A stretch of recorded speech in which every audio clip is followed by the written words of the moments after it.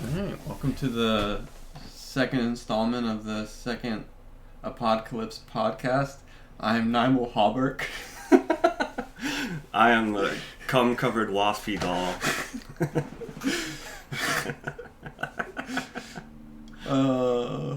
I thought about that earlier, wanting to name myself Nymel Hallberg. It's badass, dude. Yeah, I'll be like in the shower and be like, Nymel Hallberg. I barely know her. I barely know her. Or say to Dawn. Say to Dawn, dude. I thought about writing down some of my favorites, but I just didn't. The short of it. We hit a bunch of really good ones last week, though, and we will come across many more. Yeah, we definitely will. I'm gonna grab my copy of the book. I'll be right back. Okay, cool.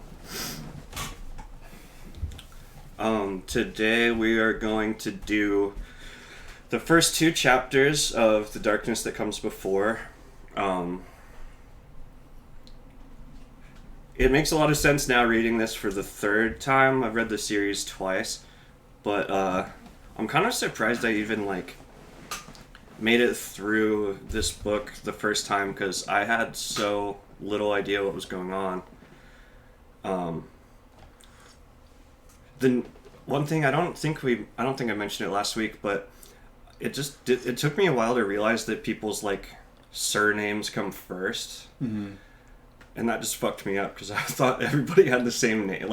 There's 500 Anasarimbers, which I mean there are, but thought that was everybody's first name. Like everybody was named John or Mike. Right, like Nurse Proyas, or Nurse is a surname. Mm-hmm. Yeah. Yeah. Yeah. I have a similar experience whenever I'm rereading of being like, how did I make it through this? How did I just had to have faith that at some point I would have a minuscule understanding of what was going on, especially whenever they're talking about the Thanem and the Enrithi and the Kisharim and stuff, and I was like, what the fuck is going on, dude?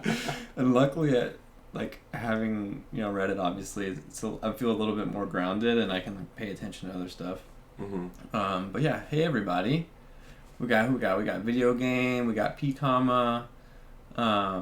Video game says I physically couldn't read or understand the book. I was so dumb. Yeah, that's how I felt. Hey Ringthane, how are you doing? And then we got the Salt King. What's up? What's up? Truth shines. Everybody's so nice. I know. Yeah, thanks for joining us. It's cool.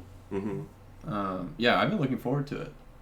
Yeah, we had a lot of fun last week, and it's cool that at least a couple people want to keep listening to us ramble. You know? Yeah. Which I don't know. It'd be fun to do even without an audience. Mm-hmm. But I was hoping that this is going to be total spoilers for the whole 7 books, but oh yeah, true. Still, if anybody's new or kind of unfamiliar, hasn't finished it, hopefully this will help make sense of a little bit of stuff going on. Yeah, but you will be totally effed. Yeah, because it will literally ruin everything. Your whole life. Your whole life will be ruined if your economy. life is the economy will crumble. Yeah, if your life isn't already ruined. Well, just by being a human. Yeah. I wasn't thinking that dark, but we went there. I was thinking, if your life hasn't been ruined by finishing this series yet. Oh yeah, true. We can help ruin it too. Yeah. But maybe we can just compound. Mm-hmm. We'll compound a little bit. Chapter 1's good. Yeah. It's really good. Mm-hmm. What are your initial what have you been thinking about? Well, I was thinking about kind of like we said, but just all the stuff that I understand now that I didn't before. Mm-hmm. One thing I noticed is that Bakker, the author, has the whole world fleshed out. Even in chapter 1 or even in the prologue, which we don't become familiar with until we read most of the series. or probably like the first 5 books maybe. But yeah, it was just like impressed to notice that it didn't seem like he was just making it up on the fly or like added to it. It seemed like he had the whole world created, and then the story starts. Yeah. Yeah, I agree with that. I don't know if that's like was like true, but whatever regard, like it doesn't really matter because he made it seem that way. It's very cool. Yeah. Like you said, kind of knowing what we know now after having read everything, you really do get the completeness of it because kind of like the prologue, everything that happens in the prologue kind of is like, this is the world. This is what's going to be going on for the next however many years it is until the no God blesses us with its wind. So, yeah, the world is fleshed out. Yeah. And we get introduced to a lot of new characters and really like a lot of political stuff. This chapter has a ton in it. Like the first couple chapters, first half of this book, or I don't know, maybe more than that, is like so overwhelming with information. But getting introduced to the Scarlet Spires, even the Thousand Temples later, it's pretty cool. What do you think about, what's the name of the slave? Geshruni? Geshruni. How do we feel about Geshruni? I back him, dude. I mean, fight the power, right? Him wanting revenge on the Scarlet Spires is dope. I was thinking one segment we could do, a recurring thing, is have like a graveyard shout out of everybody that dies in each section. And Geshruni is the only person in the first 2 chapters that I noticed died. Really? In the where are we? Carathuzel, and then the At Ursus chapter at the Mandate compound. So R.I.P. G-Man. Yeah, G-Man. I guess it could possibly be alive in some obtuse way, but I doubt. Yeah, it seemed like he kind of probably like drowned, I guess. Yeah. Also, his face was gone. Oh, right? Ripped off his face? I think so. Oh shit, I didn't notice that. Video game laughed at him. Yeah, total chill. idiot. Yeah, dude, what a punk. Moron. Yeah, because oh man, what does he say? Let's see. Well, I'm looking for whenever he's getting. Oh yeah, he's like whenever the skin spy is dragging him along the floor, and he's like scraping against the bricks and stuff. Through bubbling blood, he could smell the river, and he thinks to himself, "My face." And he says, he says, this is the most fucked up part. He says, "Please, Ursi, I egg you, Ursi." And then his final thought is, "Where's my face?" Yeah. So is he saying Ursi because his lips got mangled? His lips. It's like Zynemus. The most like fucked part of the whole series for me, maybe I'm being hyperbolic, but was whenever Zynemus is being tortured by the Scarlet Spires, and he goes, "Peace, peace." Or no, it's bees. Bees, help me. Not the bees, Not dude. the bees. So yeah, that's our little introduction to the various forms of the creative deaths. Yeah. Yeah. Seems like kind of I mean, anything that's in the book is intentional because he fucking wrote it down. But it seems kind of intentional to me that he wrecked the Skin Spy, the Skin Spy, basically like, you know, like a face dancer in Dune, wrecked this dude's face. Right. Yeah. Anti-face propaganda. Yeah. Exactly. Jeff is saying, disgruntled employee, and yo, I hate my boss. If I was in a different time, I would be his boss. Pretty true. I mean, I still have compassion or whatever, sympathy for him, because I think that he's like supposed to be a slave soldier, but he's also kind of like middle management. Like, Yeah. he's like the captain. He probably doesn't treat people that well. Probably not. I mean, if he's similar to everyone, and Akamian talks about this a lot in this chapter of everyone kind of being either. Well, I don't know. Akamian talks about how people are either like really good or really bad. There's no real in between. He talks about. But anyway, yeah, I imagine Geshruni's a garbage person. He doesn't deserve to die, but Yeah. also he helped Akamian, which is cool. Yeah. So when I first reread this, I was thinking, why are there any why are they spying? Yeah. And we talked the other day, like, we just went skating and we were talking in the parking lot about, like, the schools. And I had this thought kind of like, and maybe this is really dumb, but I was just like, why do they exist, I guess? Mm-hmm. Like, everybody hates them for being unclean or treacherous or just unpredictable, too powerful, whatever. And kind of like why they all hate each other too. Mm-hmm. But We were wondering why they all hate each other. well, at least I was. Yeah. No, yeah, I remember.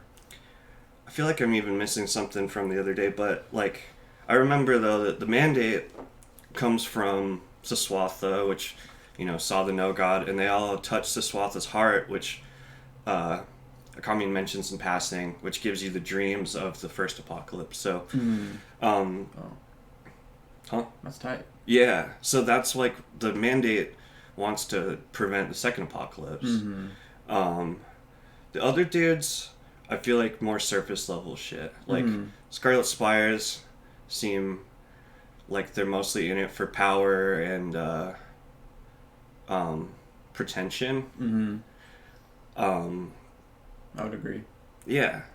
And I mean those are absolutely reasonable reasons to be in, like realistic reasons that people get into stuff. Very realistic. And then can't remember the other. There's the one with the M that gets mentioned in passing. I know I highlighted it. My Sunsei? Yeah, the My Sunsei. Mm-hmm. They're from Zayum, right?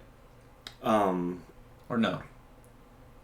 I don't think so, but I can't remember. Chat, where are the Sunsei from?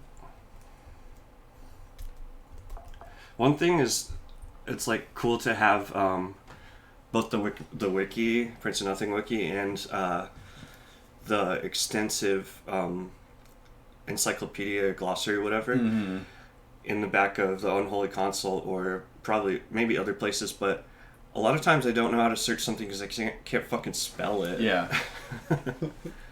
My Sunsei, just a general mercenary school from all around, I think. Huh. Thanks, Pikama the. Hey, become the. Regardless, they seem like they're not really up there. Yeah. I mean, nobody can fuck with the Highly mandate. esteemed. Yeah, one of the lesser schools says Uncle Jeff. Yeah. Yeah. Yeah. Not as much esteem. Not as much esteem, not as much sway over political stuff, probably. Mm-hmm. I know we talked about how, like, because we were asking the question, why do they exist? Mm-hmm. And kind of coming to, they're similar to, like, academia. Yeah, that was, like, what we were discussing it as. Yeah. Because they have libraries. They are very exclusive about information. Yeah, like, totally. Holding on to information that could potentially, maybe should be available to everyone. But I guess not many people are interested in sorcery because it's going to make them go to hell. Yeah. So. That's true. I get that. And yeah, they bicker between each other. They jostle for position within their little schools. Mm-hmm. Yeah, I was just thinking of, like, whether or not it reflected Bakker's attitude on academia and universities and stuff. Of course, like, any of this is like assuming or kind of just like brainstorming, whatever. I have no idea, but Yeah. I could see that having a distaste for, you know, a lot of just the, what would you say, wankery, circle jerking. Yeah, the rigor. The rigor. I wonder if Bakker like was inspired by any of his Vanderbilt professors or something. One thing. So, I mean, this is kind of a different. Do you have any more to say about that? Sorry, I don't want to change the subject all of a sudden. No, I mean, I don't know how interesting it would be to people, but we had a really good conversation the other day off air, so I can't even like remember what it was, but yeah, it's hard to remember. Jeffy says it's an education system. They also has nuclear powers. They got some nukes. I'm gonna have to look into that. I believe you. Right. Jeff also says the first holy wars were against the schools. Yeah, I remember Nocera and Simus mentioned that at the end of that chapter. Do you want to get into the meat of it? Yeah. Let's get in the chapter if we're gonna try to not be here for a million years, which we want to, but last time we went for a long time. Yeah. And y'all like stuck with us, which was awesome. So starting off, it's Akamian talking to Geshruni, as we know. One of the things that sticks out to me, which is just kind of commentary on Akamian, is he's very dramatic. Oh yeah. Whenever Geshruni is like asking or telling him, you know, I see you, I know who you are. Well, Akamian thinks to himself, I'm doomed. It's just such a like I don't know, it's just so melodramatic, thinking in his own brain, I'm doomed. I don't know. I just thought it was funny. And yeah, he is like a sop. He's like a wet fucking sopping moper. Yeah, he's like kind of like an Eeyore. He's a big Eeyore. But, you know, the world is hard. Yeah. Bakker's world is pretty hard. Yeah, and he's not necessarily wrong.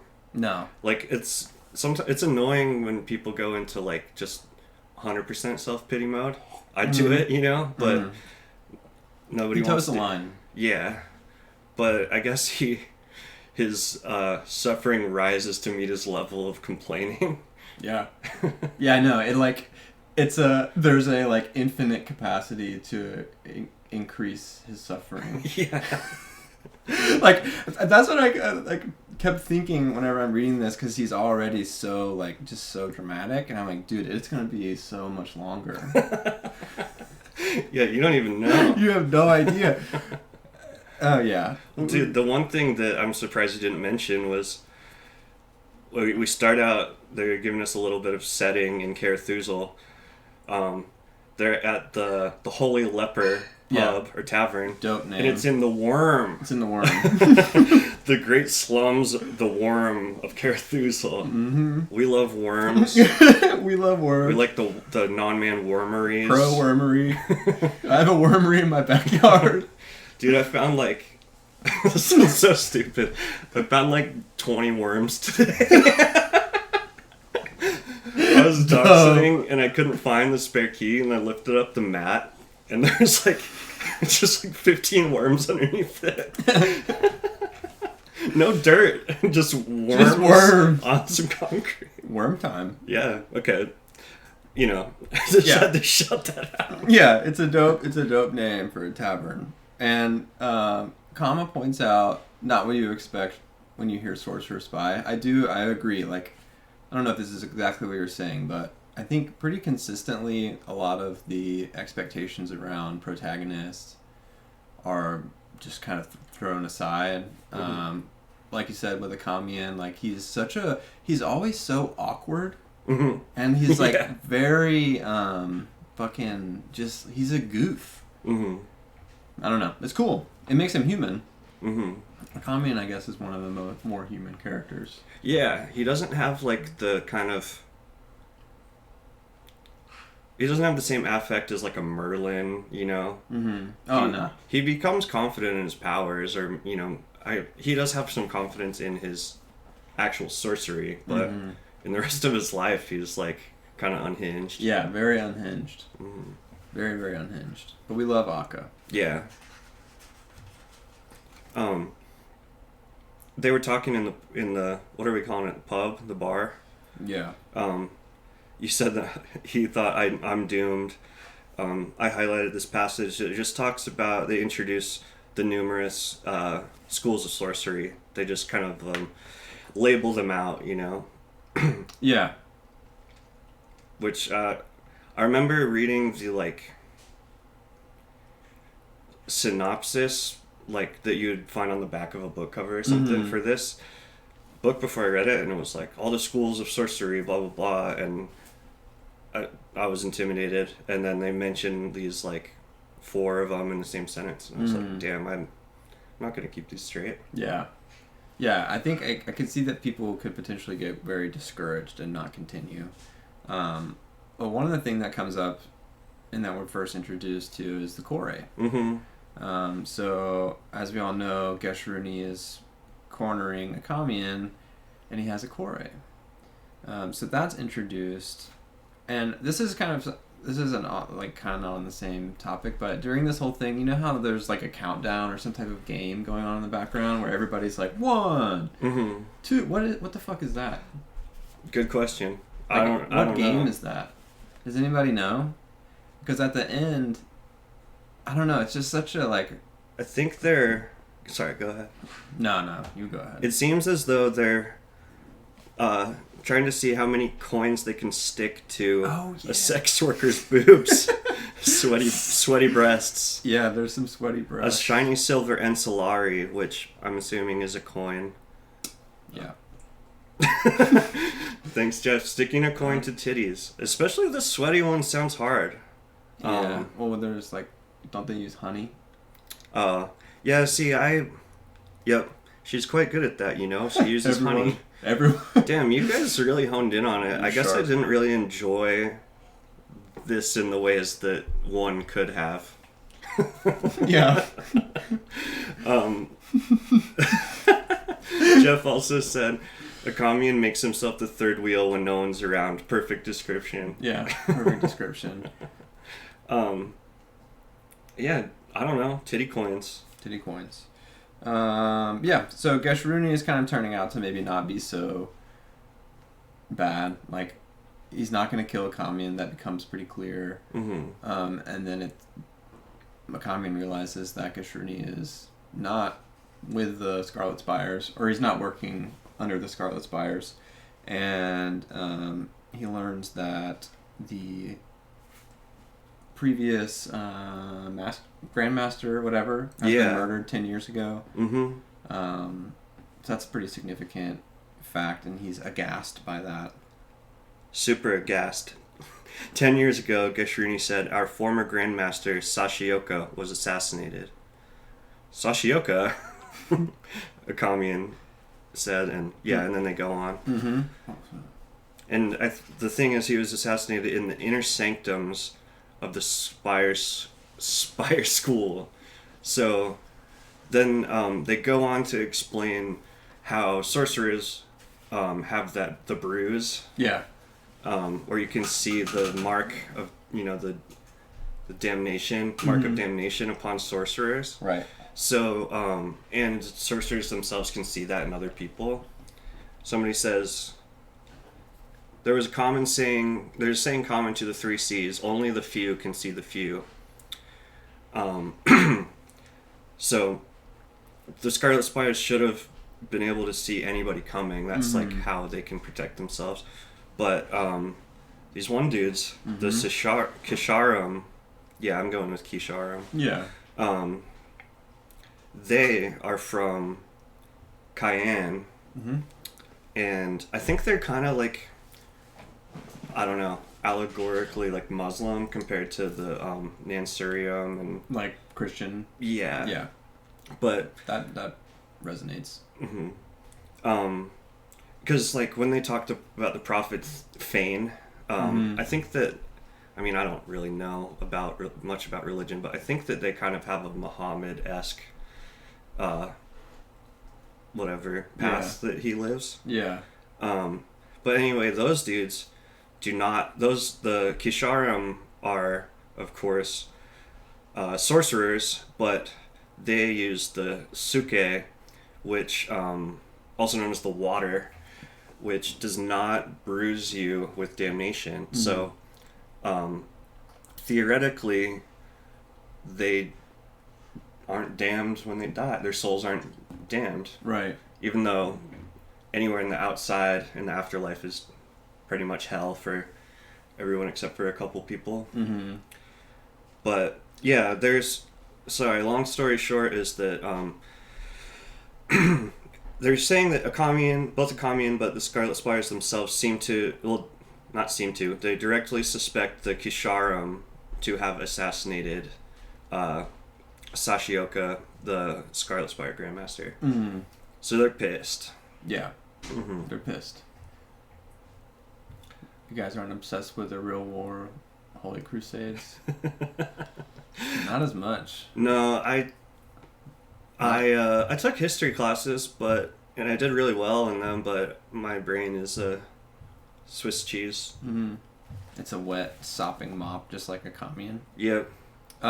So, towards the end of Gesherini and Akamian's conversation, really, at the end, there's a roar of laughter, and they say, "You lose, whore." And Akamian, this is like as Akamian, I don't know, I guess he's not really like losing anything, but the conversation is over, and later he talks about, well, I'll find it later. Okay. Let's see. This is so this is where Akamian starts to talk about some stuff that I'm curious about. So he says, but when one becomes a spy, the world had the curious habit of collapsing into a single dimension. So previously in the previous page, he starts talking about whenever he was a kid, he thought of the world as being like pretty black or white. Like he says, for him, the three seas had possessed only two dimensions in his childhood. There were places far and near. There were people high and low. And then he says, but when one becomes a spy, the world has a curious habit of collapsing into a single dimension. High-born men, even emperors and kings, had the habit of seeming as base and as petty as the most vulgar fishermen. So he's basically saying that everyone is horrible, mm-hmm. for the most part. Yeah. Which is, I don't know, do you think that's is that a nihilist statement? Yeah. Yeah. Yeah.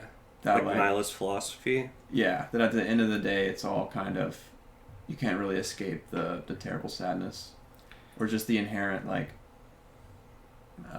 not good or badness about it. I think so. It's definitely misanthropic. Mm-hmm.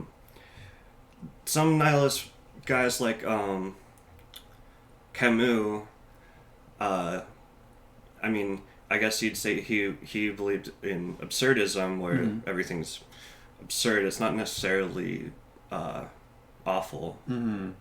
Some is, but I think like broad brushstrokes, yeah, total nihilist thing. But I'm sure that there's specific nihilist philosophers, Bakker,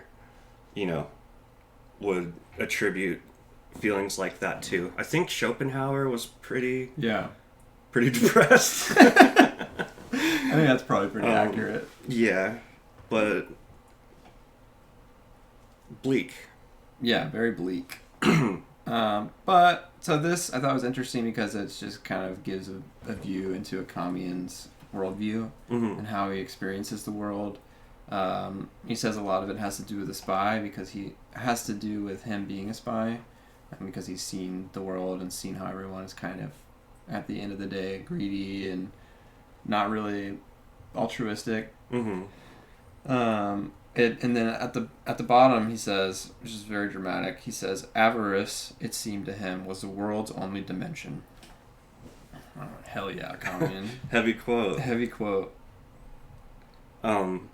Yeah, it's shows more of his discontentedness with life. I'm wondering how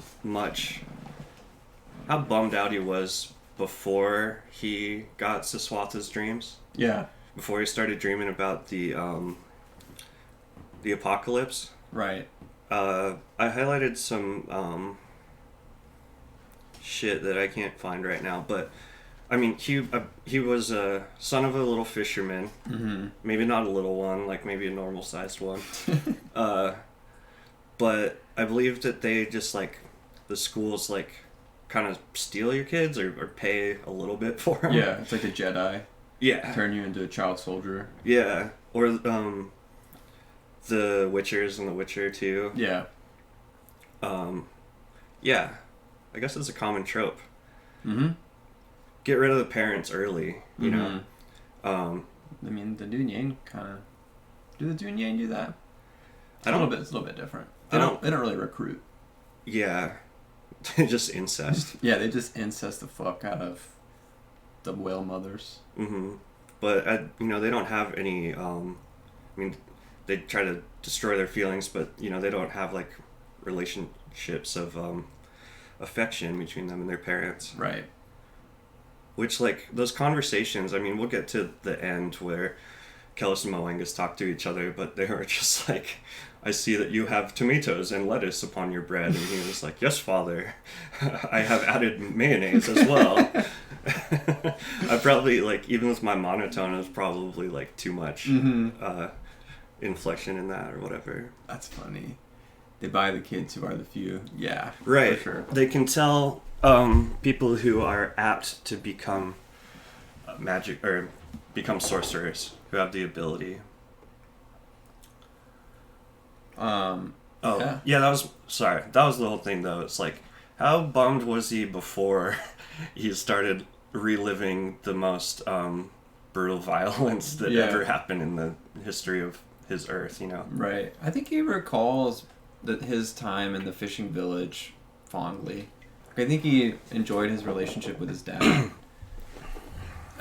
which, I think maybe informs his relationship with like all the small or like young children or like young men that he interacts with. Mm-hmm. He has such a like immediate like desire to like protect and to nurture kids. Specifically male kids. I think he doesn't hang out with a lot of female kids, but like at the end of the chapter he talks to his little spy friend Cheeky or something like that. Little pomegranate boy. Yeah, that was very sad. But I think that's kind of a cool aspect of Akamian, and it also kind of indicates how like damaged he is. He's a sad guy. Yeah, for sure. I wanted to add something, if that's all right. Yeah. In describing how Akamian sees the world, they also drop some exposition. He learned that things were holy and unholy, that the gods and the outside, capital O, possess their own dimensions rather than people being very high in a place very far. So, I mean, that also describes, like, how he looks at it, but in this world, there are things that are black and white, like acceptable or damnable offenses, and that the gods and the outside hell realms are like separate. There's parts where like I think in the Topoi they like blend together, and Golgotarath like talk about the outside leaking in, but they're separate realms and the outside has like different rules. It's not governed by the rules and logic and morality of people. Yeah, I like that. We do get a good glimpse of it's just good world building in general, because we get to hear some of the nations: Kenraya, Hyenon, Setadon. And then, like you said, talking about holy and unholy. Setadon, dude. I like that. Can I talk about the Kelmomian prophecy? Yeah, for sure. Well, one thing before that. Yeah. Whenever... I think it's before that. Whenever Geshruni he interacts with the Skin Spy. Right. So he gets followed. by the skin spy and gets accosted and like eventually incapacitated. The final thing that the skin spy says, which is kind of cool, I gotta find it.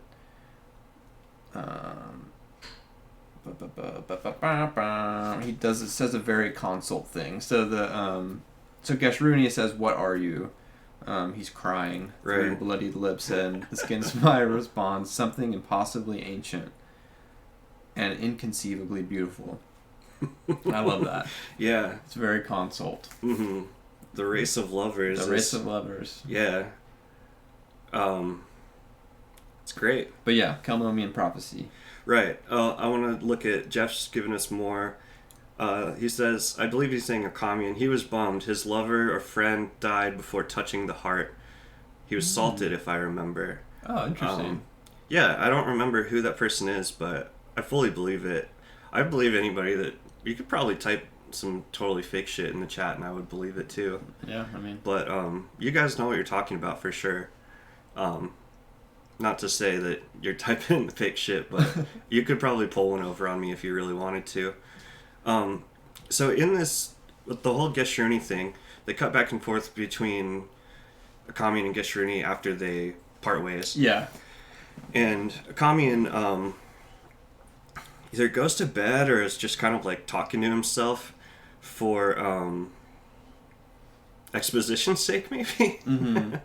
I don't know. But he's thinking about the dreams he has of Saswatha, the founder of the last Gnostic school, which is the Mandate. Mm-hmm. They have the Gnosis, the most powerful of all known sorceries. Mm-hmm. And he dreams about Inasarimber Kelmomas. I was going to say the first, but... he's the second, right? Is he? Yeah. I think he's the second. He's the second. And then there's little Inasarimber Kelmomas in the next series, but I don't know. He might be like the 100th because there's like 2,000 years in between. Oh, yeah. Anyway, true. Big famous king Inasarimber Kelmomas, the last high king of Kunayuri, fell beneath the hammer of a baying Shrank chieftain. Love it. And Saswatha's there. There's like a best friend, but also kind of like homoerotic, like tension of him watching him die. Yes. Says the last Inasarimber king has fallen. Kunayuri is lost. Yeah. And I thought that he was just like kind of stopped on the battlefield, like in a movie where like people just decide not to kill you. It's just like a little bubble where everybody else is fighting. But this time I noticed it says they pulled the king's broken body into a small clearing. So I was like, yes. I know, I noticed that too. That's I was cool. Like, it's interesting because I'm like, oh, are they in like a forested area or something? I don't know. Whenever I hear clearing, I think of forest. But originally I just pictured them on like in ruins or something. But I don't know. Maybe they're on a battlefield. But yeah, I think it's cool that, so he cries out, says the last king has fallen, Kunayuri is lost. Which is just not a really good thing to say, probably, in front of your guys. Because the tall knights of Tri-Sea surged about him, and yeah, they pull him away. But, I don't know, I think it was cool to think about all the knights, like, surrounding him. And it just is very, it's like foreshadowing for the Second Holy War, or, I mean, the Great Ordeal. It's just very, like, Kellis. I could definitely see Kellis doing some, like, dramatic... Like, I'm dying, and everybody's like, what are we gonna do? I don't know. For sure. We got some chat. Ring says, what was the consul's reason for killing G again? That's a good question. The consult have been killing the Mandate and Formate for the last couple of centuries. Yeah, well, so... It turns out it wasn't the Kisharim that killed the Grandmaster of the Scarlet Spires, it was the consult. Okay. And so I think that the consult just doesn't want word to get out. And they definitely don't want the Mandate to have like any information if possible or any leads, but I think that that's kind of like, yeah, it's not, I don't know if it's like totally necessary to kill him. Like, I don't think it really would have made much of a difference. Right. But other than, they also don't like really care about letting people live. Yeah. Well, they probably wanted to have sex with his corpse, just for fun, you know. Oh yeah. Spy. Oh, it was Moangus that killed the Scarlet Spider's Grandmaster? Damn, I'm sorry. Oh, dude. Oh, yeah. Oh. Because he found out about the console that had returned, right? Man, I don't know. About that. Are we qualified to do this? No. Definitely not. This is America, though, dude. Yeah. Don't catch you slipping, Yeah, well, besides the lies that we're telling you, I wanted to mention a couple things I noticed about the prophecy where Nasrimber King Kelmomas II is dying. He keeps talking about the sun, and so, like, it's talking about he's got some hope. Yeah. But the very next chapter, Akamian talks about Notsera being able to see the sun a bunch. Like, Notsera has that innocence or hopefulness or the butthole that Akamian really likes that, you know, likens him to the sun. Yeah. And so I thought that was interesting. But the king, as he's dying, is hopeful.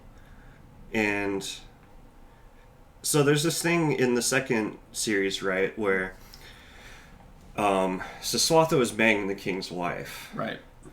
And so I know I mentioned this to you the other day, but... Did you know? Yeah. It's like whenever a really, really old, like an invalid, and I don't know, is it fucked up to say an invalid? I don't know. I don't know. I'm not going to say that. Someone that's like suffers from dementia or something, it's like, have I told you that so-and-so did this? And you're like, yeah, you told me. Like, sorry, go ahead, I cut you off. No, that's it. Like, yep, sure thing, Grandpa. Yeah, like, yes, I heard your son went to Golgotha. Yeah. Yeah. Did you know that he once stole into the deepest pits of Golgotha? And then Akamian, as Saswatha, goes, yes, many times, old friend. And he... Aww. Okay, so Saswatha was the one that went into the pits of Golgotha, right? So, yeah, just like I was telling you the other day, just to me, it's like lying to this dude on his deathbed. Being like, do you know my son that I love very much? And it's like, sure do, bud. Mm-hmm. Sure do. And then also the fact that it might not even be his kid. It's like... Yeah. I know. Well, it kind of speaks to what Akamian is on about there being only one dimension of, like... Saswatha loves Kelmomas, and also he was fucking his wife. Yeah. And, like, that dichotomy is very rich. But yeah, and Jeff says there's lots of homoeroticism. Yes, there's a ton. And I back it. Oh yeah, back it. I'm like super down. It's really cool. I think it's realistic. Yeah. Son is sold to the console. Oops. And then it's also funny though too, well, the big part of the reason why I brought this up was that Kelmomas II gives the Kelmomian prophecy, which is the Ananasarimber will return at the end of the world. Yep. This is really big for the whole series. Right. This is McCarry. This is why I think McCarry in the prologue let Kellis live, because he wanted to see what would happen. Mm-hmm. This is why not Saswatha, sorry, Akamian is so intrigued by Kellis when he meets him, because, you know, he thinks maybe this is the prophecy coming true. But then this is also a weird instance of what comes after determines what comes before, which is the opposite of the title of the book, and kind of one of the main, I think, theses of the series is that everything is like in cause and effect, but they talk about the different dimension, the outside as being a different dimension, and somehow, well, I guess I'm not sure if he made it to that, like if he was, like his soul was starting to go into the outside or not, but he somehow has this accurate prophecy of something that happens in the future, right? And it's making him in the past share what happens. Yeah. Which is, there's also a weird moment with Saban D's nuts, right? Where he sees his head, yeah, and then 20 years later in the Holy War, he gets blown the fuck up, and he's Kellis betrays him. Yeah, course. and his head is like, don't trust it. Don't do it. Oh. So there's these cool like holes in the fabric of reality. Mm-hmm. Yeah. The Anta, I believe, is Yeah. called in this, that exist. Okay. We got. Jeff is keeping us updated. I think now Coyote was crazy like little Kel. Is now Coyote the son? Yeah, now Coyote is Siswasla's son. Possible son. Yeah. Potentially, and he's dead. Yeah. Is he in the No God? He's in the No God. Gooch. All up in it. The carapace. Does So, Siswatha know that? I don't know. But Kelmomus definitely doesn't know.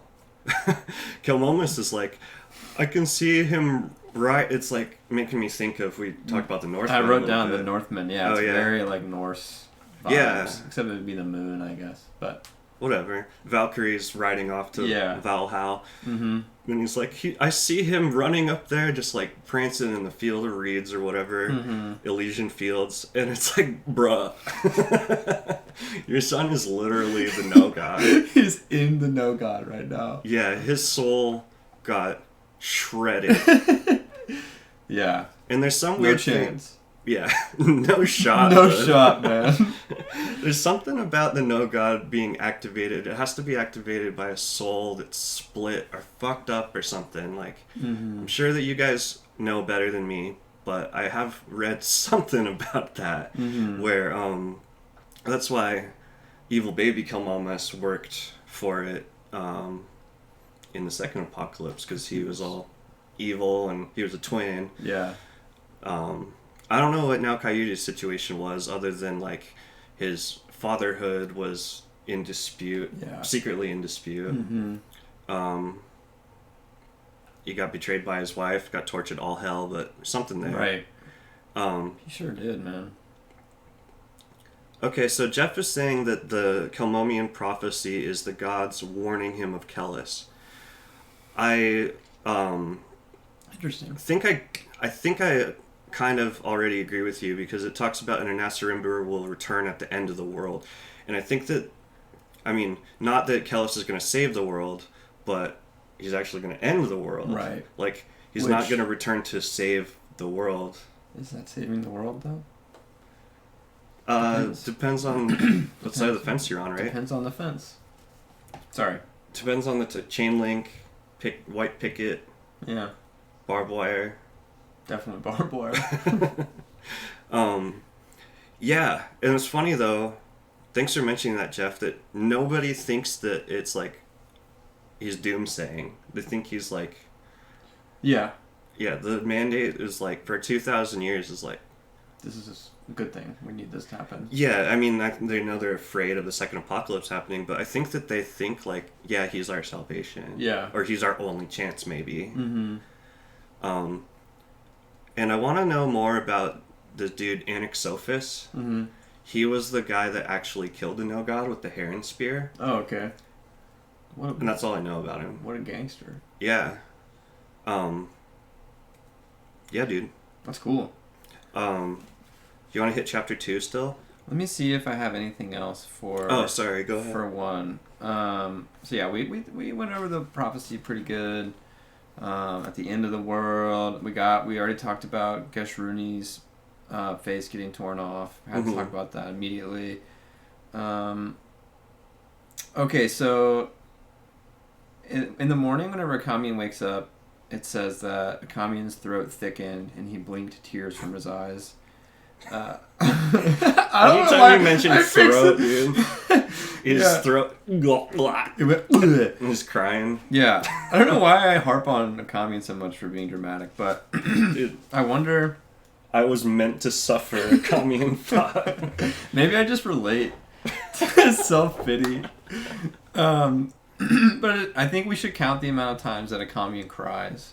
Oh, shit. Because I don't know if he cries that much.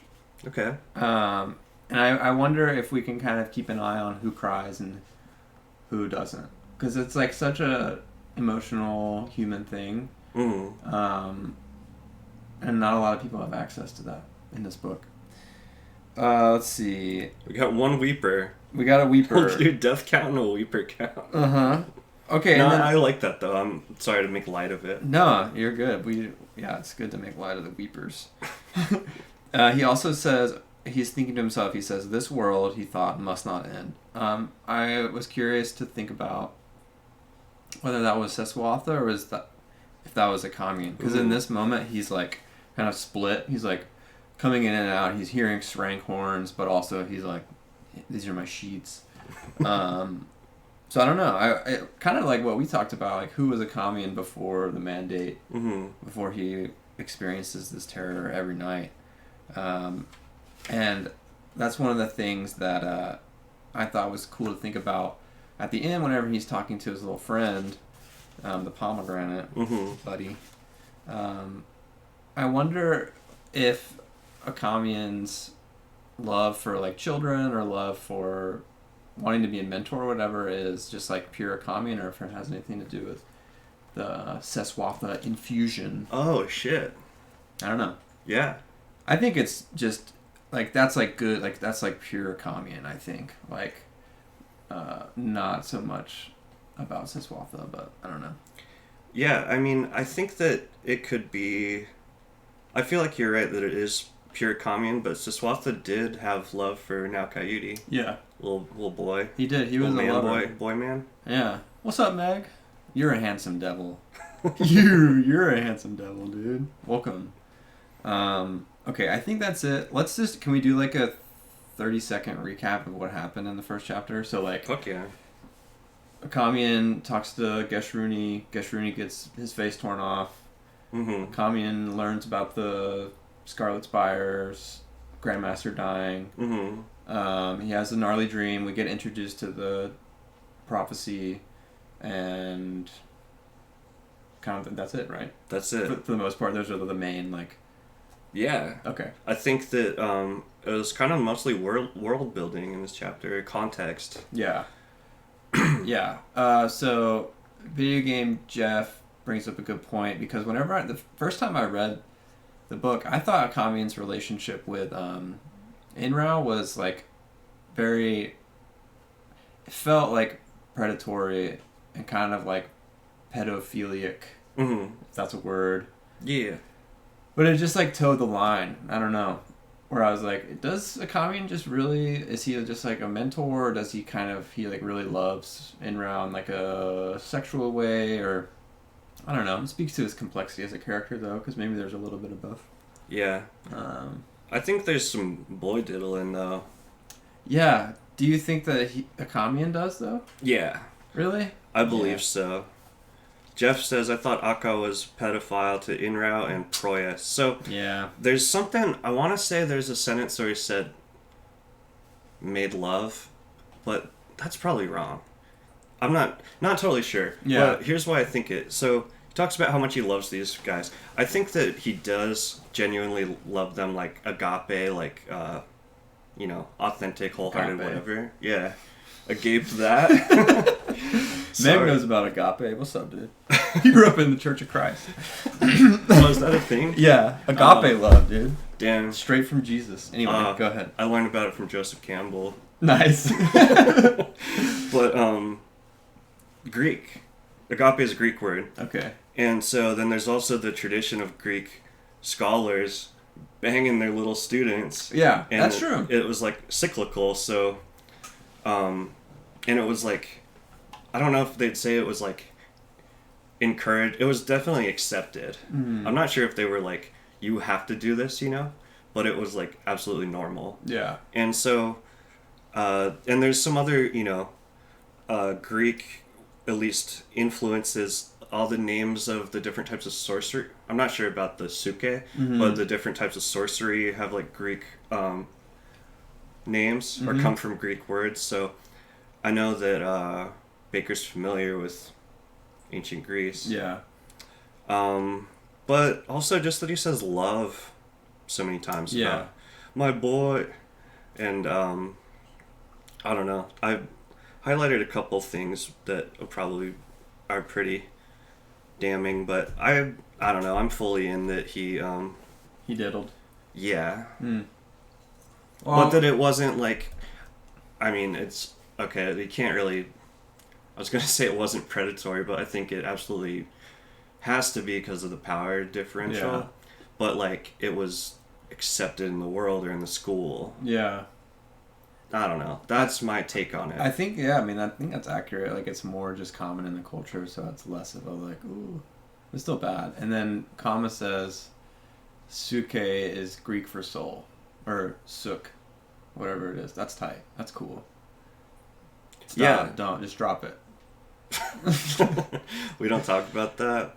I don't know. It's a huge theme. I mean, Akamian definitely doesn't shy away from having sex with Maimara. Yeah. Who's also a child and his daughter. Yeah. Right? I think she's like 30 when they hook up. Oh, okay. Never mind. But it's still, definitely inappropriate. Yeah, the realm of sexual taboos is definitely different. It's definitely a different realm. Is there any, like, fully consensual, not fucked up sex in this series? Akamian and Esmond have sex a couple times and they enjoy it. It's true. I don't think you can have sex with Kellis and it not be like very terrible. Well, I mean, really good, but like yeah. he like is horrible. Manipulates you to the biggest nut of your life. Yeah, exactly. But anyway, yeah, we don't have to keep on talking about it. That's all we talk about, but we don't have to talk about it. What else do you have for chapter 2? Okay, so for chapter 1 or we're going to chapter 2? Yeah. Okay. Are we good? Yeah, we're good. I don't know how much more people would tolerate me talking about chapter 1. I just highlighted the bottom of the quote that introduces chapter 2. It's a quote from it's an anonymous Mandate Schoolman letter to headquarters, basically. Mm-hmm. It says, "We are, as the damned Nansur would say, a hunter in the thicket, one who, by the very act of hunting, extinguishes all hope of running down his prey." Maybe I should have read more context of that, but I'll read the sentence previous. "The deeper the consult secretes itself among the great factions, the madder our rantings sound to their ears." So, it talks about, to me, that kind of shows, or gives some background to that nobody believes that the consult exists still. Yeah. And so that's like why I think Scarlet Spires, definitely other people think that the Mandate are a bunch of crackpots, wingnuts, because they're looking for this, invisible boogeyman that hasn't existed for 2,000 years. Maybe never, maybe to the eyes of the world never existed. Right. And even Akamian doubts the existence of the consult in this chapter, or at least his superiors kind of accuse him of that. Yeah. Yeah. What was I saying? I think that was it. It's what is the good quote from last time? It's hard to raise walls against what was forgotten. Mm-hmm. Yeah, so nobody's ready to battle the consult because they don't even believe it exists. Right. That was that. Yeah, for sure. Yeah. Jeff says the Mandate has lost all respect in the courts. Yeah. I mean, I understand. Yeah, for sure. People have been saying the end is nigh since probably the first person ever said, the dawn of time. Yeah, a couple of weeks ago, my grandma said that the apocalypse was coming. Right on. She's like a super Christian. Was it because of the gays or something? Probably something. But yeah, and it is. I'm very much like that. That's not true. or that would be a real plot twist. Damn, that's crazy. That would be wild. So yeah, it's not very validating. What if it happened tomorrow and you'd be like, I hope that I wouldn't go to hell. oh, I was just thinking about you having to tell your grandma she was right. Oh. Yeah, I could do that. Be like, well, you're right. Yeah. I did the best I could. Mm-hmm. You know. With what you had. With what I had. Well, plus if it was the apocalypse, I don't know if we'd have to, like, own up to our shortcomings. True. We could just get... Personal responsibility just goes out the window. Yeah. We could just get got. Yep. Get got. That's why I'm pro no God. Mm-hmm. Yeah, me too. Solve the abortion debate, like I was telling you. Yeah. Mm-hmm. Everybody wins. Yeah. You got to lead the charge on chapter 2 because I didn't do my homework. Oh, word. Well, again, there's not a lot of plot. I mean, there's a lot in the dialogue, but the plot is Akamian shows up at Mandate headquarters. Right. At Ursus. Yes, and he talks to Notzera and Simus.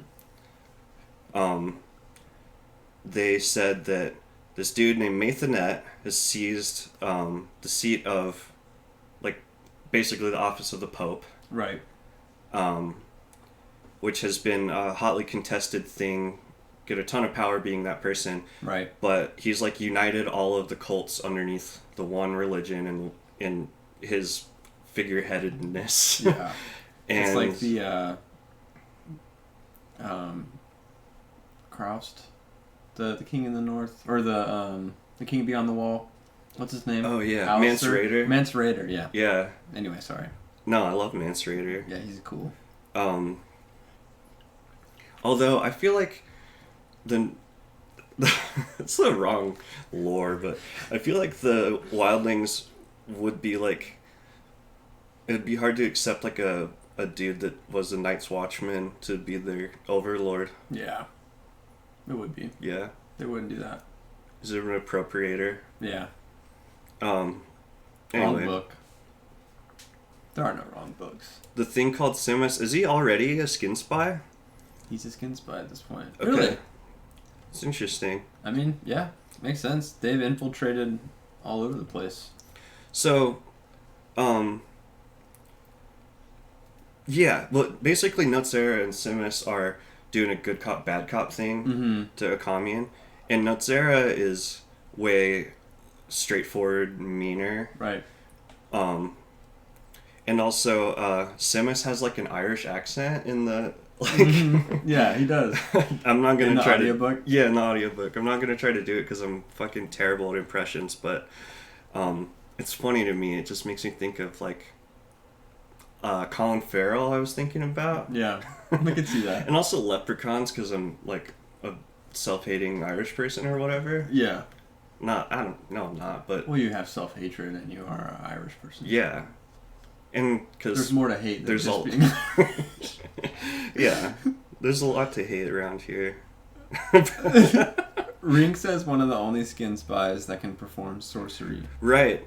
That's what I read on the internet, that the thing called Simus was the only documented sorceress skin spy. Huh. That's very interesting. Yeah. Shit. I'm not sure why, how, what to do with that, but because the skin spies are manufactured, basically, right?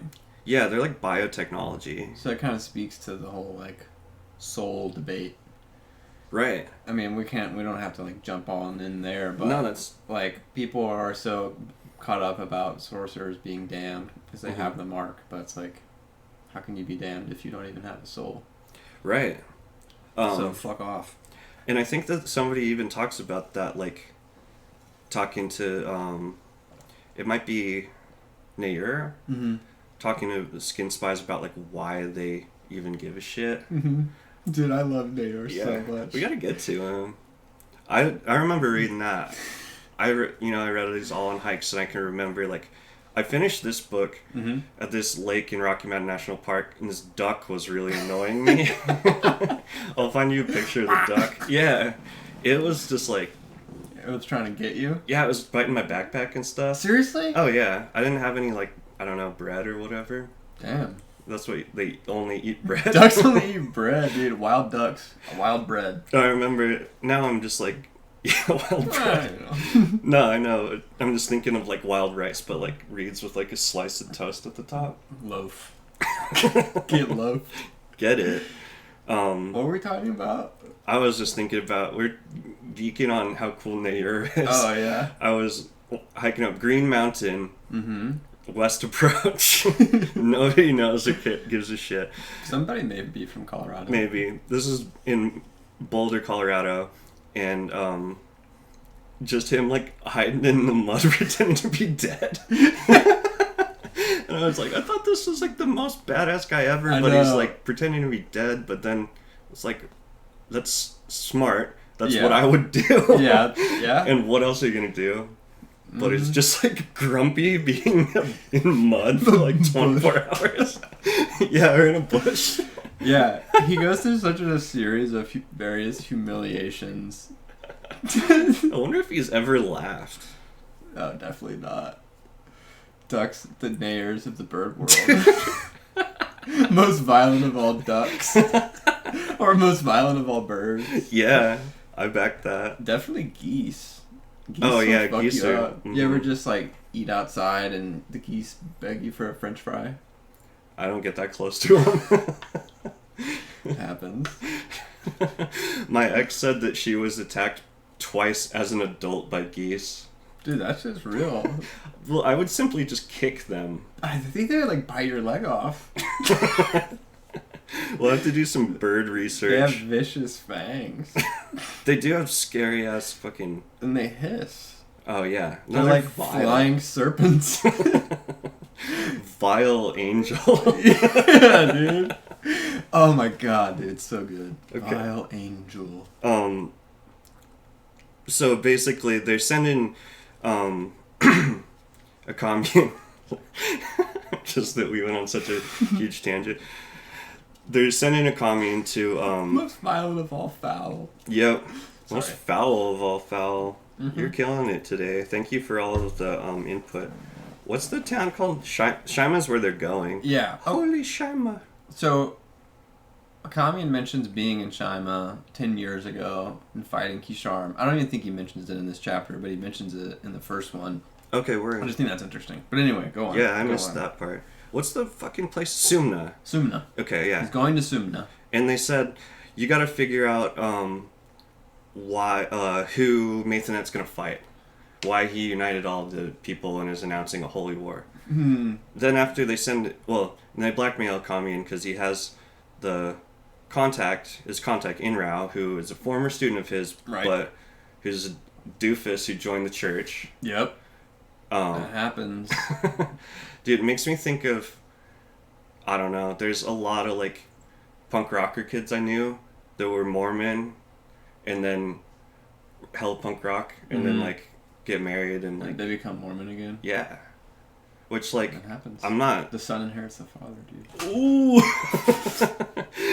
It's just crazy. Yeah. People are rubber bands snapping back. Yeah. Well, and it kind of Inrao being a part of. Well, I don't know. There's like a friction between higher education or like very scientific focused things and like being anti-religion and vice versa. Mm-hmm. So I don't know. It is like going from academia, an academic life where you have to be like all in on academia via sorcery, the mandate, or just all in on religion. And so many of the characters are inherently broken, and like the evidence of that is needing to find some. I mean, we're all like this. Some type of stability, some type of like this is the thing, and now I know the thing, and I'm gonna be that. Like Mathanet is my guy. Like I don't know, that happens. Yeah, there's some stuff. One of the biggest takeaways from these first 3 books I remember is basically the idea that doubt is holy. That's very close to my heart.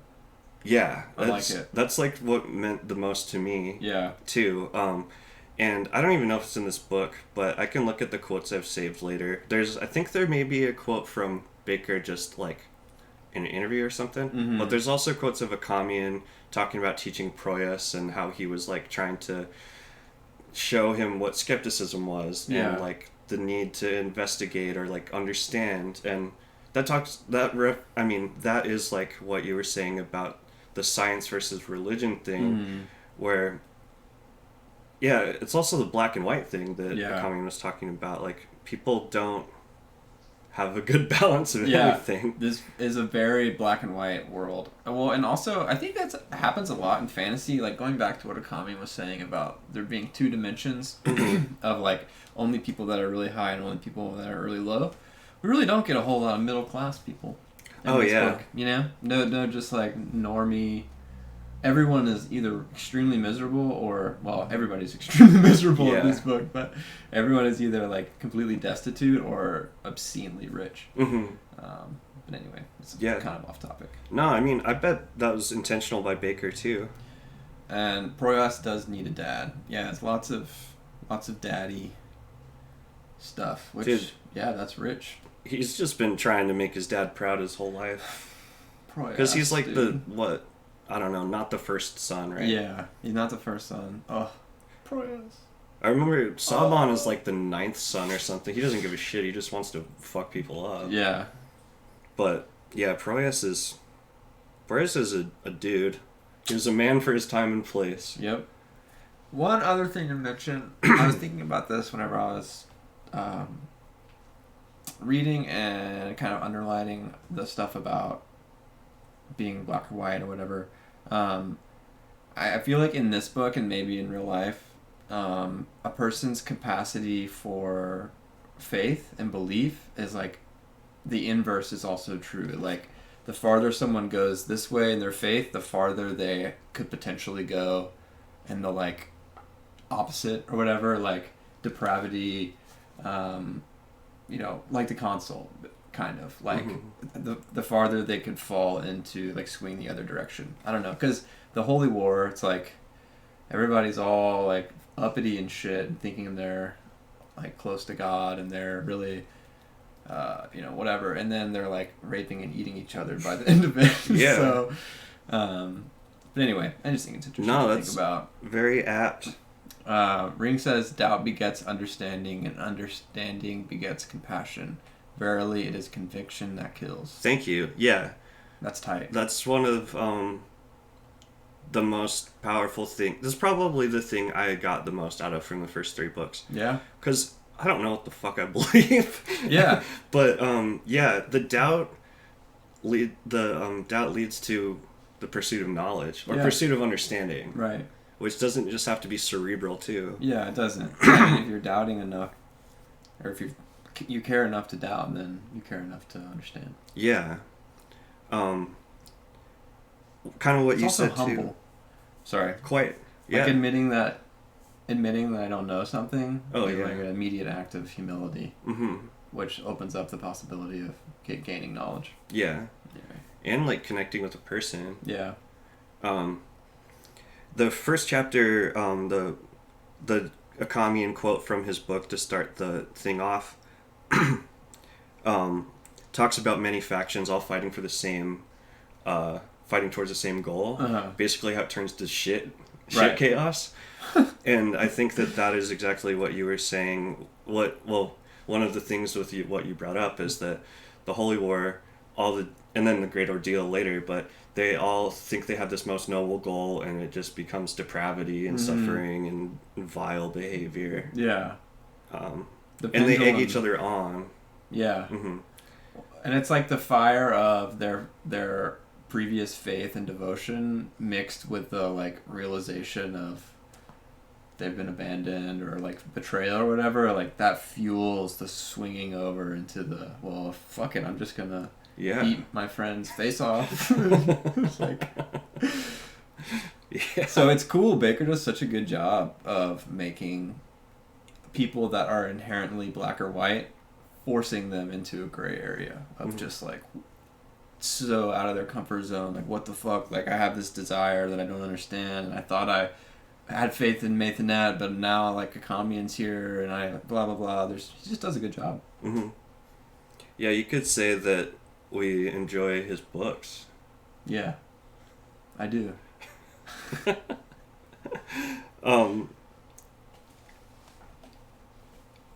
Yeah. What else we got here? It's kind of like I highlighted some shit that I thought sounded cool, but a lot of it is doubling down just on.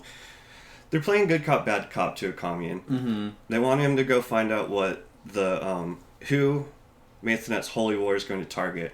The big thing is they already know who he's going to target, but they need to make him go there. Right. They want him. They want him, being Akamian, to go talk to Inrao, who was a former student. Mm-hmm. Akamian pretended that he died, and told the school, told the masters, and they're like, we actually know he's not dead, and basically blackmail him into using him as a, what's it called, contact in the spy network. Yeah. A rat. As a rat inside the 1,000 temples, and what's it called? Notsera was like, if you refuse to go to, he's saying this to Akamian, you merely force us to send someone, how should I put it, less sentimental. What a fucking cock. Yeah, so he's being the bad cop, right? Mm-hmm. And they're really worried about, like, supposedly their intentions are good. Right. It says, if our I think this is Notsera still. It's either Simas or Notsera, but one of the masters says, if our adversary, the consult, were to seize power in the 3 seas, what vehicle would be more effective than the 1,000 temples? Where better to hide from us, yet wield where better to hide from us and yet wield incredible power? And what better way to destroy the mandate, the last memory of the apocalypse, than by declaring a holy war against the few? So the pretext is that wizards are unclean, sorcerers are unclean in the Tusk, in the religion. So the Mandate Masters think that even though the Kisharim, basically the Christians, are going to go on a crusade against the Muslims, but the Masters are concerned that it's actually, cover for the consult to destroy the Mandate. Yeah. So they want Inrao, their inside man. Mm-hmm. And then the thing that got to me, though, is that afterward, well, Akamian agrees because he's like fucked into it. Yeah. And afterward, he's a big softy. And it never benefits. Never pans out. Yeah, it never helps. Like, it might help other people, but it definitely doesn't help him. Well, that's one thing I wrote down whenever Akamian writes the note to Geshruni, like in chapter 1, he writes like, thanks for being my friend, like, but he's already dead. I was like, we should count how many times Akamian cries, and we should also count how many times Akamian is best friends with someone and they die a violent death. Okay, we got that guy. We got his lover friend that got salted right before he touched the heart. Yeah. He's gonna get Inrao and Proyas eventually. Ugh. Yeah, he's in for some more suffering too. Yeah. But the masters are talking. They hate Inrao because they can't suffer a defector. Mm-hmm. I couldn't really tell how much he knew of the Gnosis, but he knows something of it. Because they don't want anybody to have their level of power, which the Scarlet Spires and other people are always trying to get. Right. Mandate schoolmen can withstand torture and death before they give up their secrets. Right. And they don't let defectors live. So I don't think that Inrao has the dreams. No. And he definitely doesn't practice the Gnosis like actively because he's in the church. But yeah. Well, he does. I guess he doesn't have the mark either, right? I don't think so. They wouldn't let him hang around if he had the mark. Yeah. Or they wouldn't. Yeah, they wouldn't let him hang around unless they couldn't see it. Yeah, but wouldn't the 1,000 temples be able to see it? No, because they hate sorcery. Oh, I'm sorry. I'm thinking of later on whenever Callus has a sorcery crew, and sorcery is no longer banned. Anyway, sorry. No, you're good. Anyway, I keep saying the good cop, bad cop thing because it comes out Sim is talking to Nutsera afterward that Simus is the real motherfucker. Yeah. That Irish bastard was just like playing. This type of people make me so mad, where they like act like they're your friend and they're helping you out, and they're really fucking you over more than somebody that can like straight up to your face tell you that they don't like you. Right. It's brutal. So yeah, it mentions that basically he knew that Nutsera never died and that he was a defector, and Simus waited 2 years to be able to hold that against Akamian tactically. Everyone's so shrewd. Yeah. Very shrewd moves, dudes. Yeah, shrewds. So shrewd shrews. Shrewd shrews wearing shoes they choose to use. Oh, damn, dude. Don't quote me. Is that canon? Oh, yeah, I think that's in the addendum to the Tusk. That's in Agensis's third analytic. Third analytic of men. Yeah. Third analytic of my balls. Yeah. So, the only other thing is, like, that I wanted to mention is that Simus says, always so puritanical, Nutsera. So, Puritans exist in this world somehow. Oh, interesting. Yeah. Oh, damn, I didn't even think about that. Yeah. Puritanical. I mean, there's probably... You could get to that point with any word where its etymology would have come from Greek or Latin or whatever. But I still wanted to use that against Bakker and say that he fucking sucks. It's bullshit. Your shit is fucking bullshit. Your shit is bullshit, man. And that's interesting. He screwed up. We might as well just burn all this shit, throw it away. Burn it down. Yeah. No, dude. No way. Nah. And then, how does it end? It ends just mentioning that there was a mandate contact that got murdered. So they also kind of think that they're going to get Akamian killed. Or that Akamian might get taken out. Right. Which they seem to be pretty much okay with. Yeah. They think Akamian's a weak, treacherous, weak weeper, I guess. Which he is. Yeah. In a good way. Definitely. I don't think he's treacherous because he believes in people rather than, like, institution. So he has feelings, I think. Yeah. And also he doesn't know the council exists yet. Yeah. He is swayed by them. Which makes him not very controllable. No. Well, I don't know. I take that back. Maybe it makes him more controllable. Depends. It's both. Yeah. But it's why I like Akamian, because he's this fucked up dude, but he has feelings. And he means well, and shit always goes bad. And all his friends die. So he's off to meet the Pope. Yep. And his both of his boy student lover adult men, Price and Inrao. Yeah. Mathanet. It starts picking up. We're picking up, dude. Yeah. I think that's a good place. Good stopping point. Right? About an hour and 20 minutes. How could he not fall in love with such a boy? I'm saying... Yeah. Oh, yeah. Kid diddling confirmed. Right. But, damn, dude, this is heartbreaking, too. It goes, within Rao, forgiveness preceded rather than followed transgression. Do what you will, his eyes said, for you are all... Oh, fuck, I fucked it up. Do what you will, his eyes said, for you are already forgiven. Who's saying that?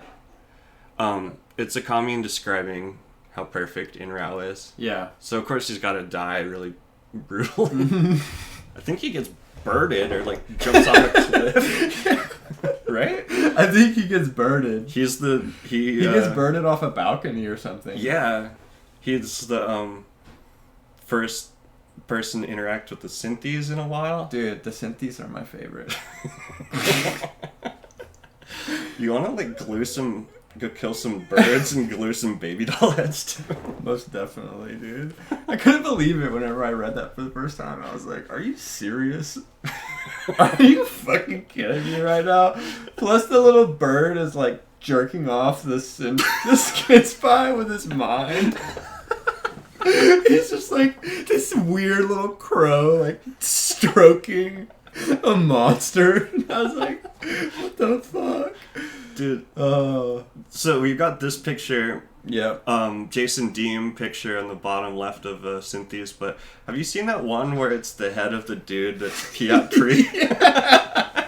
From Game of Thrones? Yeah, it's perfect. I know, I'm gonna save that so we can show it next week. Yeah, that's a perfect correlation. Piatri. Stupid head. Just looking back like, oh man, I love him. Get birded. Mm-hmm. Cool. Gonna wrap it up. Yeah. Thanks for being here. Yeah. Any like questions or anything? I mean, obviously we're not like encyclopedias of lore or knowledge. We'll just ask Jeff. But yeah, thanks for hanging out. Hope it was cool. I think same time next week. Yeah, I'm down. I'll let you know where I'm driving from next time. Sounds good. Thanks. Comma. P the comma. Thank you, man. I read those in the wrong order. That's fine. Thanks, Ring. Thank you, guys. Ooh, fave demon. I love all the demons so much. I can't. What's the vile angel demon? That's what I was gonna. Cacacliol is my favorite name. Is that God or a demon? Cacacliol. King. I do both. I read the audiobook and read the book. Like what I'm doing for this series, this podcast, is I'll listen to the chapter and then go back and read it. Maybe listen to it again. What about you? What do you all do? Audiobook or printed? Yeah, let us know. I'm gonna look up Sifrang, see if they can give us a list. Ooh, Kifrang. Kifrang. Yeah, right. Sifrang or Kifrang? I like the hard C. I just can't remember how to stay consistent. Yeah. Comma reads print. I think the print might be more... Lush isn't the word, but I kind of like that word. Yeah. Rich. It's rich. I like I think the narration and the audiobook is done very well. Dude, the fucking names of the demons are so tight. Oh my god. Hish? Get out of here with that. Big Hish. We got Ancariotis. Dope. Hagazias. Is that just Zai? Oh, no, there's Hagazias. Hagazias. And there's good old Zayas. Right. Urscrux. Zoharat. Setmengah. Puskarat. Ooh, I think that's... Is that the one? I think that's the one. Puskarat. Cacacliol is still my favorite name. Yeah. Yeah, I have to reread lines, go back, look at everything. King says favorite is Set Mahaga. Yeah.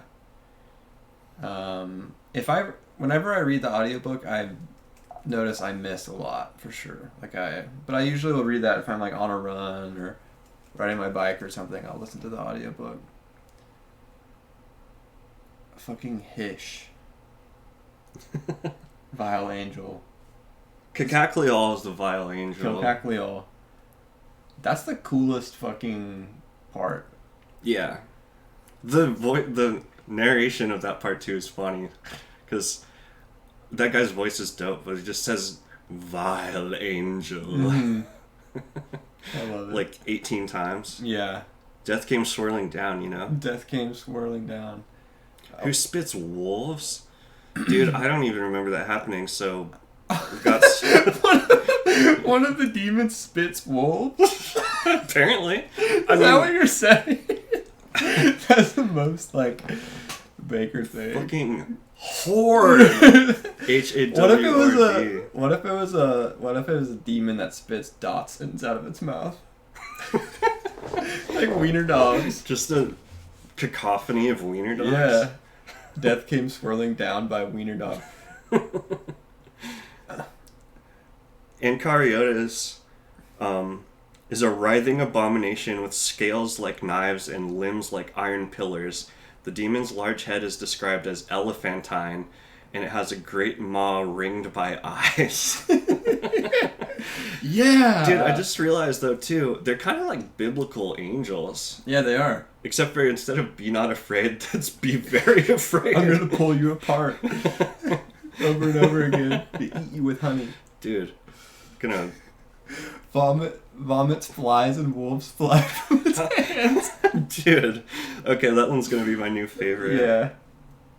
Setmangaha can rip people apart with his bare hands. That sounds pretty boring, dude. Yeah, it's boring. I could do that. That might just be a bad, or like a not very fleshed out description from the wiki. Yeah. Jeff, I have a hard time imagining them too. Like what they actually look like. Okay, so Harat is the dude. I'm still geeking. Capable of expelling flies from his mouth and wolves from his palms. And then they wrote, though these might just be analogies of spells in the anagogic mold. I'm going to say no. Definitely real. It's literal. Because why wouldn't it be? I mean, I don't know. It definitely would have to be. It's the only way. So Harat's material form is that of a demon with a cluster of furnace-like eyes, a slavering maw, black wings, and clawed hands. So cool, man. Slaver my maw. Yeah.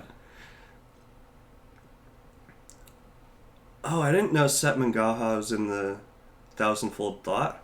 I thought it was just Zayas. I don't know. Yeah, I think there's 2 demons in the final battle. Badass. I'm excited to get back to that. I struggle with the battles. Oh, yeah. I don't know Especially the one in the Thousandfold Thought. I was like, I'm not even going to read this. I was like, I just can't read this. I remember listening to it. I was walking Bean and Merlin, and I was like, yeah, it's not happening. So I had to read it. I remember Mark, Slowly Read, says he loves how Bakker writes the battles. And I haven't read a ton of fantasy, so I don't know how it compares. But I get the vibe that he kind of writes battles like Herbert does in Dune, where it just everything happens really fast and then it's over. Yeah. Well, some battles. Right. Because like Golgotha takes forever. It's like the whole book. Yeah. Which I'm very cool with. Yeah, I'm happy for that too. But yeah, it just made me think of like how the battles in the first Dune book are like 5 pages, and then there's like just a shit ton of pages of them explaining like Iraqi and ecology and terraforming and stuff. Yeah. Yeah, definitely. Setmahag, Zayas, and the Vomit Flies one. They attacked the Kisharm at the start. Hell yeah. Yeah, that Soharat. That tracks. I think I remember that. I just can't wait to get to Naor. Yeah. Hopefully we do pretty soon. I He hasn't can't come wait. in for a couple chapters. I can't wait to get to where the Emperor is banging his mom. Oh, I love the Emperor, dude. I absolutely love them. The whole whatever the fuck they're called. What's their Ikari. Yeah. All the Ikuris, I love them. They're so wild, dude. They're Confus. Oh, They're- Confus is dope. Yeah. I hate him, but he's Yeah, dope. I mean they're vile, but vile angel. I like we don't have to go to it. I like a lot of things. Yeah. What do you like? I like that his he wants to bang his mom at the end of the Thousandfold Thought, and it's Skin Spy with a huge boner. The pendulous phallus. Yeah. I think that's a good point to end it on. Yeah, stay pendulous. Stay pendulous. Oh man. What do we say? Truth shines. Truth praise shines. the meat. Praise the meat. Yeah, thanks for hanging out. I'll post the video again. We'll post it to YouTube and Reddit and Discord and stuff. Yeah, thanks. It's cool. I appreciate it. Yeah, it's awesome. Hell yeah. All right, well. Everybody have a good night. If Kel wasn't there, his plan would have worked. Oh, the Emperor's plan? Yeah. No, I don't really hate him at all. Who, Confus? Yeah, or what's the regular Emperor's name? His uncle. Zyraxis or some shit? Tyrannosaurus Rex? Mm-hmm. Alright. We gotta study up. We gotta study up, and we'll see you next week. Mm-hmm. Bye. Bye.